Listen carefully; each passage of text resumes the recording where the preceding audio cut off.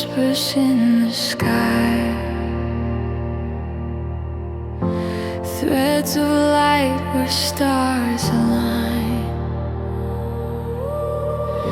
a dance of echoes soft and kind. We float, we fall,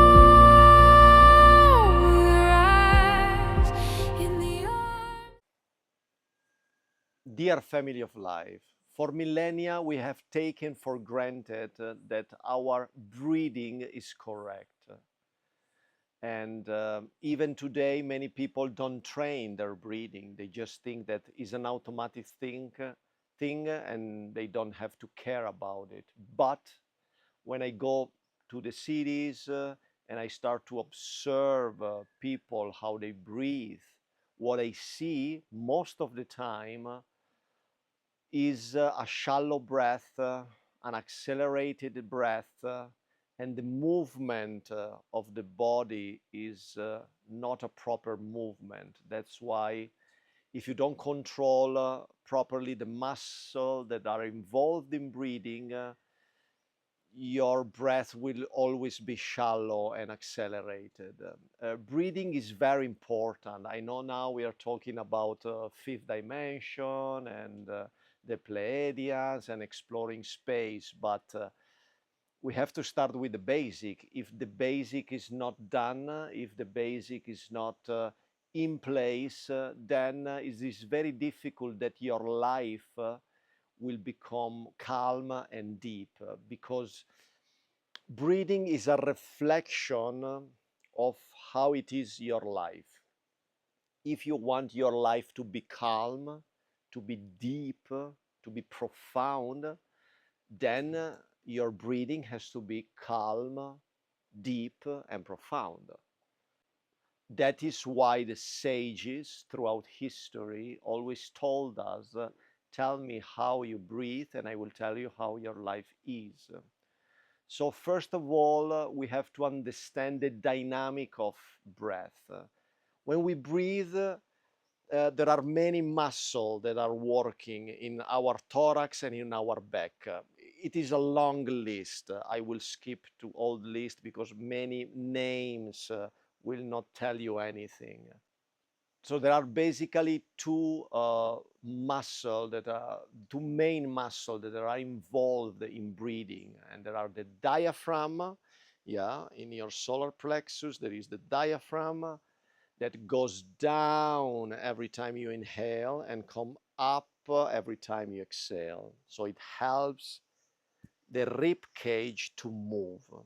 And of course we have the intercostal, so the muscle of the rib cage are the intercostal muscle. These are expanding and contracting.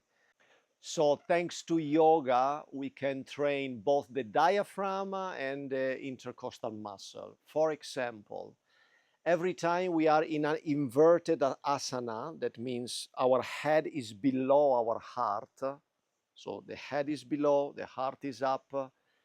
Every time we inhale, we are basically pushing, well, in this position, the diaphragm goes down, but if you are in an inverted position, the diaphragm has to push up all the internal organs of your peritoneum.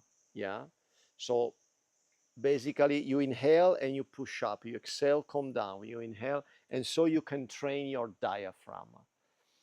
And to train the intercostal muscle are all the asanas that will stretch this side and we compress this side and reverse. All the movement like reclining twist and all that beautiful movement are helping to stretch one side or the other of your chest and of your rib cage. So there are basically three types of breathing that we can observe in our society. The first one is the clavicular breathing, which involve only the movement of the shoulder. This is a breathing that very anxious people do when they are super stressed. They tend to breathe just like that. And also women, 3-4 weeks before childbirth, they tend to breathe only with the clavicles because the belly is so expanded that they cannot do in another way. Then there is the thoracic breathing, which some people think is a complete breathing, but it's not. So they think that you inhale, you just expand your rib cage, you push inside your your abdomen or your belly, and then you exhale. But this is also incomplete. You don't fill up completely your lungs because actually, and this is a test you can do at home. You just lay down and you put a book, yeah, or something square on your belly, on your abdominal muscle, and you will see what happens every time that you inhale. So every time that you are relaxed, you will see the book comes up. It doesn't go inside. It comes up. So you expand your abdomen every time you inhale. And every time you exhale, you will see the book coming down. This is natural breathing. And you can just demonstrate this very easily at home. So said that means that the abdominal breathing implies that you expand the abdomen every time you inhale, and every time you exhale, the abdomen will go down. The yogic breath is the union of these three kind of breathing.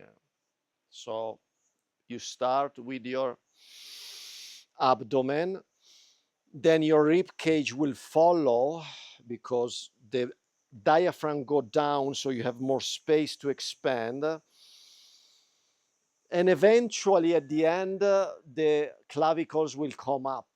While you exhale, actually the movement don't start from the clavicles, it will start again from the abdomen.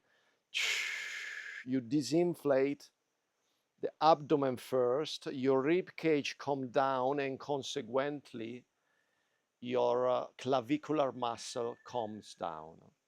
So this is very easy.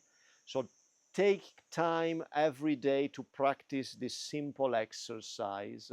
Then in the next video, we will see the three basic exercise, which I'll call pranayama. Now we will see what is pranayama.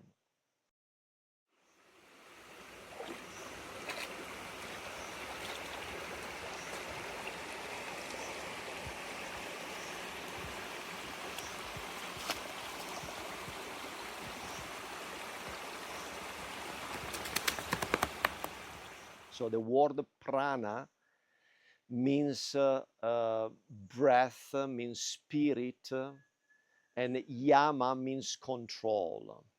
So pranayama is control of the breath.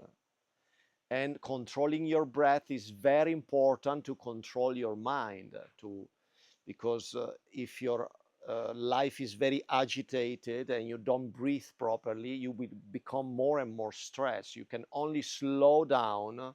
That's why many people tell you when you are angry or you are feeling something, they tell you, calm down, breathe, take a deep breath. And this oxygen is already changing your state of mind. So it is very important to have a control of it.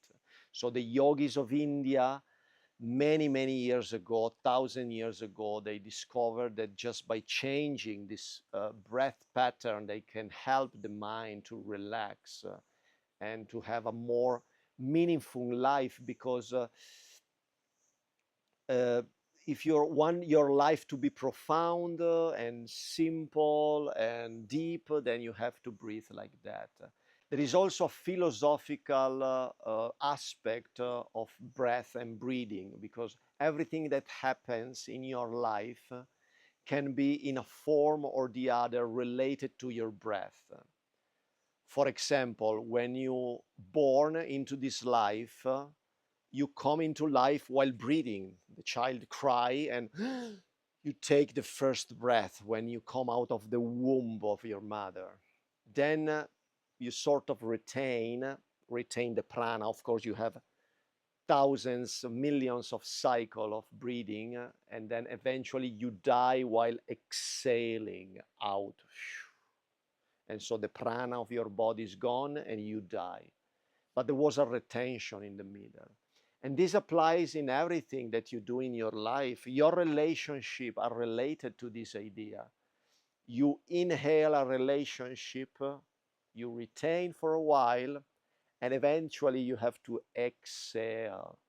And this happened with money, relationship, with your health, with everything. We inhale, we retain for a while, but eventually we have to exhale. But our society doesn't teach us to exhale. They focus only on inhaling and retaining. But that doesn't work. That's why many people get sick. They struggle a lot in life because they just think that they can take from the universe and they will not give away. So you are in a balanced life when you constantly receive. So you have to allow yourself to receive abundance, but also to give abundance to life. This is the cycle of the universe. And also, Carl Sagan, the astrophysicist, in his series Cosmos in the 80s, is not accepted by everybody, but is one of the theory of the universe. So one theory is that there is an explosion, a big bang, an expansion, and eventually it will collapse again down. So it's a sort of inhalation, retention, and exhalation. So it is also related to this cycle. But even if the universe doesn't work like that, because there are many theories on how the universe work and it how is the future of this universe.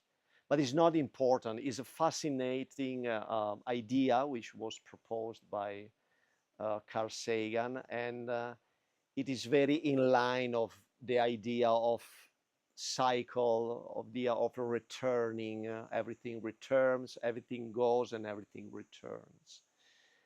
But what we can do now is take care of our own little cosmos. That implies our life, our body, which is not so complicated. We complicate things because we forget about the basic. We forget to eat properly, we forget to sleep properly, we forget to breathe properly, and that is where all our troubles start. So we are focused on receiving, having, and we are not focused on a balanced life, on a slow life, on a meditative life. And so this is an invitation to slow down a little bit, especially for those of you who live in the cities. Take your time to breathe, take your time to focus your attention on your breath, and you will see probably many benefits will come out of it. So this is everything for today. I see you in the next video where we will talk about pranayama, practical pranayama exercise. And for now, be at peace, be at peace.